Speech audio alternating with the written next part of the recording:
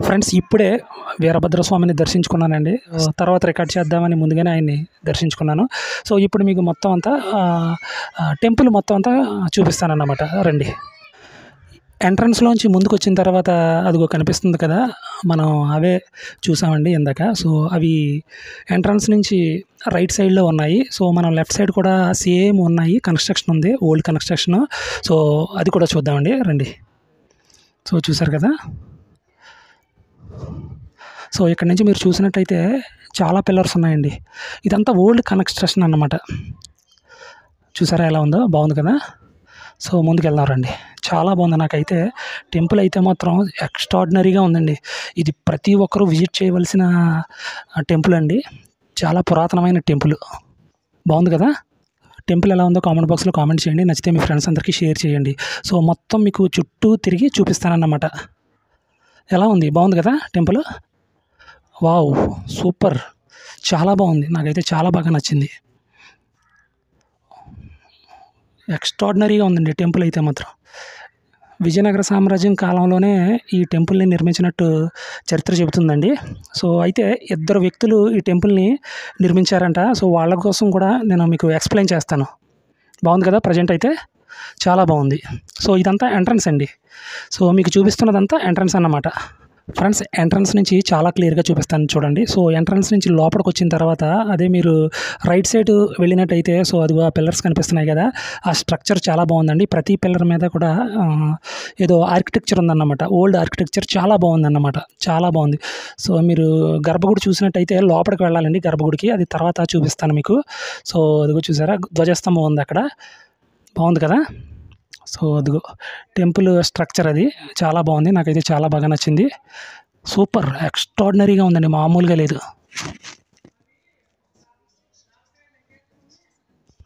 So, అదిగో చూసారా ధ్వజస్తంభం చివరన్నమాట అది. సూపర్‌గా ఉంది. నాకైతే ఇంకా మైండ్ బ్లోయింగ్ అన్నమాట. చాలా బాగుంది. రండి ఒక్కసారి వచ్చి మీరు కూడా ఈ వీరభద్రస్వామి వారిని దర్శించుకుంటే మీ యొక్క కోరికలన్నీ నెరవేరుతాయి. బాగుంది కదా!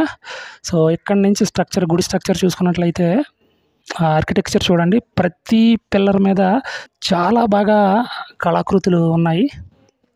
సో, అదిగో. సో, మనం ఇక్కడి నుంచి చూసినట్లయితే అదిగో టెంపుల్. సో, గుడి చుట్టూరు తిరుగుదామండి మనం. ఆల్రెడీ నేను దర్శించేసుకున్నాను స్వామివారిని. ఆయన అనుగ్రహం కూడా పొందేశాను. ఇక మనం షూట్ చేయడమే తరువాయి. సో, చూసారు కదా ఎలా ఉందో? బాగుంది కదా!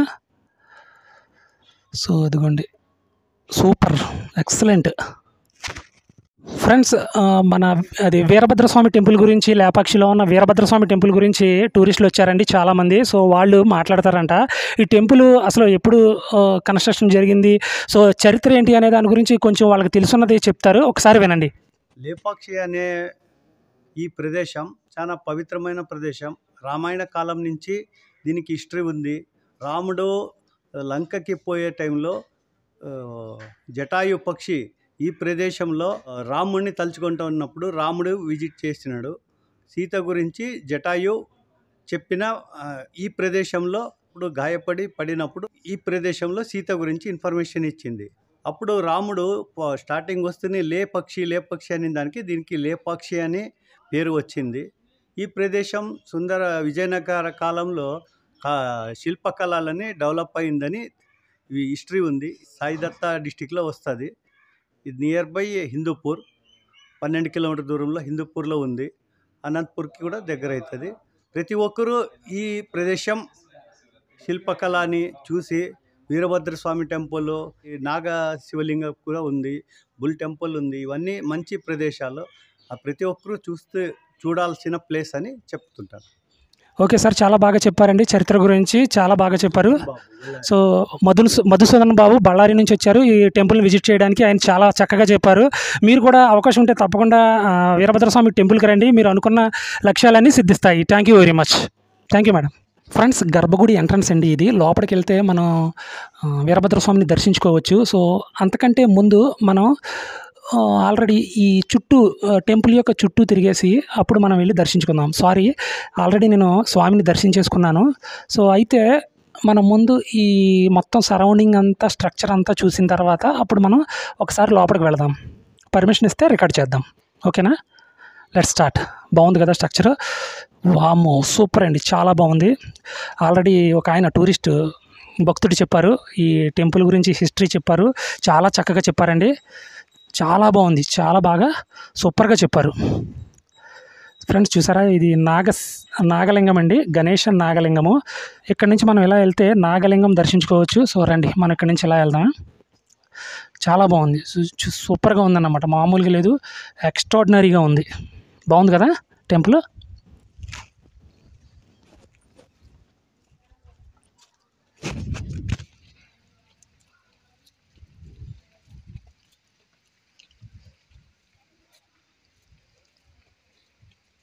ఫ్రెండ్స్ ఇక్కడ నుంచి ఒక్కసారి మనం ఇప్పుడు చూసిందంతా ఒక్కసారి రౌండ్ అప్ వేద్దాం.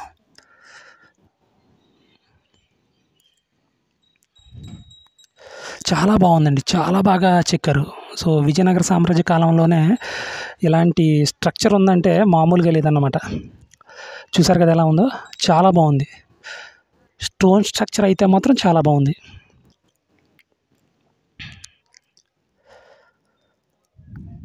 Super super. చూసారా ఎలా ఉందో? ఇది ఎంట్రన్స్కి లెఫ్ట్ సైడ్ అన్నమాట. చాలా బాగుంది, సూపర్ సూపర్. ఆర్కియలాజికల్ డిపార్ట్మెంట్ వారు మెయింటైన్ చేస్తున్నారు. సో ఇక్కడ మనం ఏది షూట్ చేయాలన్నా ఏం చేయాలన్నా వాళ్ళ యొక్క పర్మిషన్ తీసుకోవాలంట.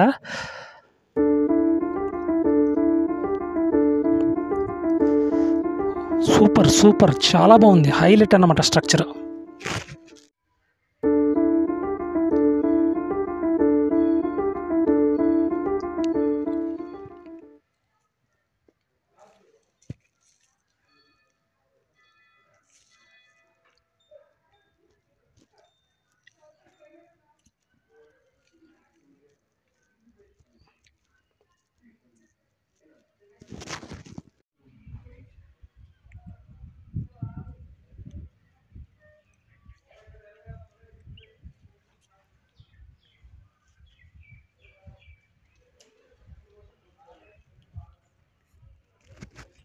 ఫ్రెండ్స్ ప్రజెంట్ అయితే మనం టెంపుల్కి ఇన్సైడ్ ద్వారం లోపలికి వచ్చిన తర్వాత రైట్ సైడ్ అంతా కవర్ చేసి మీకు చూపించానని అనుకుంటున్నాను. చాలా బాగుంది, ఎక్సలెంట్గా ఉంది.